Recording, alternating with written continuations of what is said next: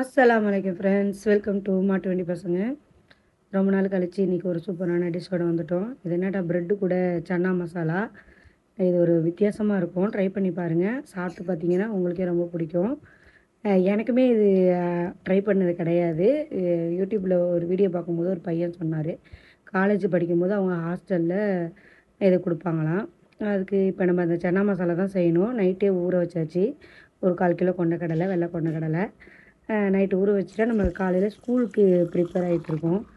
எப்போவுமே சன்னா மசாலா செஞ்சு சப்பாத்தி இது மாதிரி செஞ்சு கொடுக்கும்போது இன்னுமே டைம் ஆகும். ஆனால் அவன் ப்ரெட்டு கூட ட்ரை பண்ணும்போது நம்மளுக்கு அந்த சாப்பாடு செய்கிற செலவு மிச்சம் தானே டைமு. அதனால் ப்ரெட்டை வாங்கியாச்சு. சன்னா மசாலாவுக்கு ரெடி பண்ணுவேன். ஃபஸ்ட்டு கொண்டக்கடலையை நல்லா நைட்டு ஃபுல்லாக ஓவர் நைட்டு ஊற வச்சுட்டு திருப்பி காலையில் எடுத்து நல்லா 2 தடவை வாஷ் பண்ணிவிட்டு குக்கரில் அது தண்ணி முழுகிற அளவுக்கு போட்டு, இப்போ அதுலேயே என்ன பண்ண போகிறேன்னா, ஒரு சின்ன அந்த அன்னாசி பூன்னு பட்டை அந்த பட்டையும் அந்த அன்னாசி பூவும் ஒரு பிரியாணி இலையும் ஒரு 1/2 டேபிள் ஸ்பூன் சோம்பும் போட்டு மூடி நல்லா ஒரு 7-8 விசில் விட்டுறலாம். இது எத்தனை விசில் விட்டாலும் பிரச்சனையே கிடையாது. நல்லாவே வேகும், வெந்துடணும், அப்போ தான் நல்லாயிருக்கும். அவ்வளோதான், இதை வேக வச்சாச்சு. இதுக்கு ரொம்ப தேவையான காய்கறிலாம் எதுவுமே கிடையாது. இந்த வெங்காயம், தக்காளி, பச்சை மிளகா, கொத்தமல்லி கீரை, கருவேப்பிலை, அவ்வளோதான். கருவேப்பிலை கூட யூஸ் பண்ணிக்கலாம். நல்லா எல்லாத்தையுமே நம்ம நைஸாக வெட்டிக்குவோம். நம்ம வெங்காயம் தக்காளியை வந்து ரஃப்பாகவே வெட்டிக்கலாம். ஏன்னா நம்ம வந்து வதக்கி அதை வந்து கிரைண்ட் பண்ண போகிறோம். அதனால தான் அப்படி. நீங்கள் வந்து ஃபுல்லாக வீடியோ பாருங்கள், சப்ஸ்கிரைப் பண்ணுங்கள், கமெண்ட் பண்ணுங்கள்.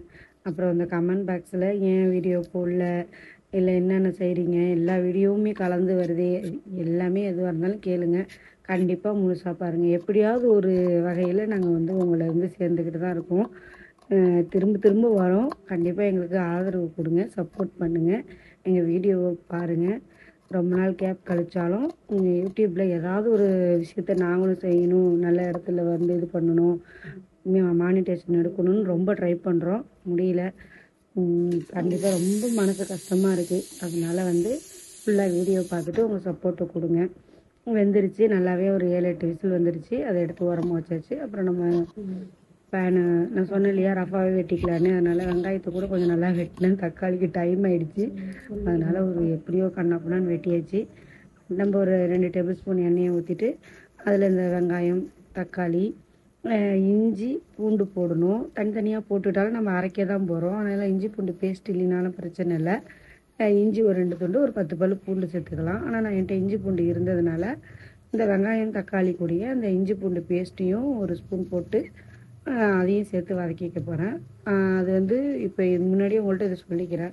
இஞ்சி பூண்டு இல்லையேன்னு சொல்லிட்டு சில நேரத்தில் நம்ம ஒரு டிஷ் செய்யும்போது யோசனை பண்ணிகிட்ருப்போம், இஞ்சி பூண்டு இல்லையே இது செய்ய வேணான்ட்டு. அது மாதிரி இதுக்கு வேணாம். இஞ்சி இருந்தால் ஒரு துண்டு வீட்டில் எப்போதும் இருந்துச்சுன்னா அந்த இஞ்சி போட்டுக்கலாம். ஒரு 3-4 வெங்காயம் வெட்டிக்கிட்டேன். ஒரு 2 தக்காளி, அவ்வளோதான், நிறையாலாம் இல்லை. இப்போ கொஞ்சமாக தான் செய்ய போகிறோம். இந்த பசங்களுக்கு காலை டிஃபனுக்கு செய்கிறதுனால கம்மியாக செஞ்சு கொடுப்போன்ட்டு. நிஜமாகவே நல்லா இருந்துச்சு. நீங்கள் கண்டிப்பாக அதை ட்ரை பண்ணாமல் விட்டுறாதீங்க, ட்ரை பண்ணுங்கள். நான் சொன்னேன் இல்லையா, இஞ்சி பூண்டு வச்சுருந்ததுனால நான் ஒரு டேபிள் ஸ்பூன் இஞ்சி பூண்டு இதில் சேர்த்துக்கிறேன். சேர்த்துட்டு நம்ம நல்லா தனித்தனியாலாம் வதக்க வேணாம். ஓரளவுக்கு ஒரு 75% நல்லா வதக்கிக்கிட்டால் போதும். வெங்காயம் தக்காளி சட்னிக்கு வதக்குவோம் இல்லையா, அதுமாரி அந்த வதக்கிறது கூடவே நம்ம வந்து மசாலா பொருட்களையும் சேர்த்துக்க போகிறோம். ஒரு 1/2 டேபிள் ஸ்பூன் கரம் மசாலா, ஒரு ஒரு சின்ன இதில் வந்து சிட்டிகை அளவுக்கு மஞ்சள்தூள், அப்புறம் நம்ம வந்து தனியாத்தூள் தனியாக வச்சுருந்தா போட்டுக்கலாம், இல்லை குழம்பு தூள் வச்சுருந்தாலும் போட்டுக்கலாம்.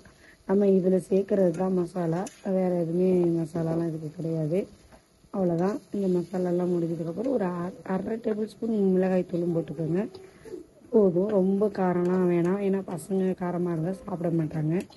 அவ்வளோதான். இது பச்சை வாசனை போகணும் அப்படிலாம் இல்லை, ஓரளவுக்கு லைட்டாக வதக்கி விட்டுக்கிட்டால் போதும்.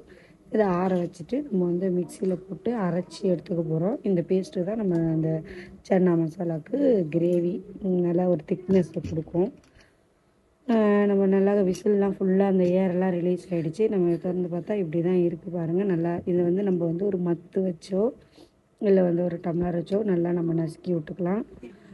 நசுக்கி விட்டுட்டோம்னா நல்லா கொஞ்சம் திக்னஸ் கிடைக்கும் அந்த கிரேவிக்கு.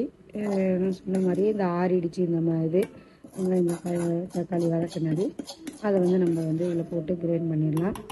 ஒரு பக்கம் இது வந்து காலை டிஃபனுக்கு தான் செஞ்சுட்டு இருக்கும்போது ஒரு பக்கம் தயிர் சாதமும் உருளைக்கிழங்கும் ஸ்கூலுக்கு மதியம் லஞ்சுக்கு ரெடி பண்ணிகிட்ருக்கேன்.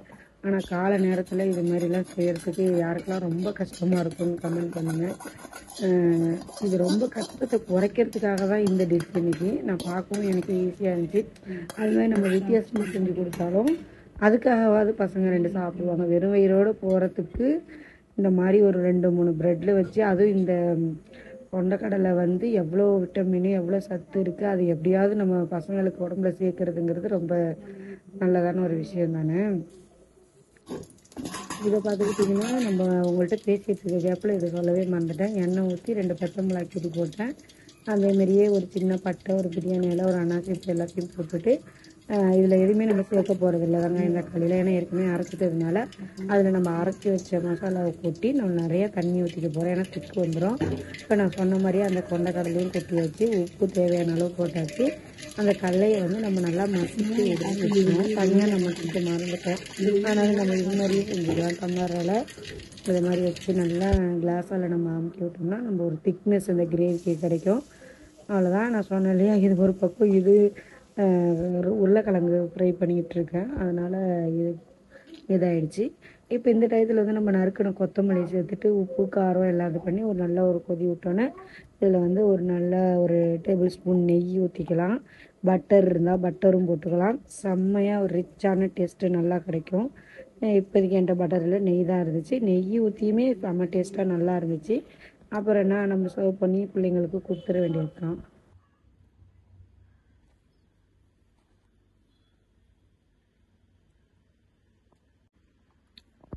சூப்பரா இருக்கு फ्रेंड्स. நீங்களும் உங்க வீட்ல ட்ரை பண்ணி பாருங்க.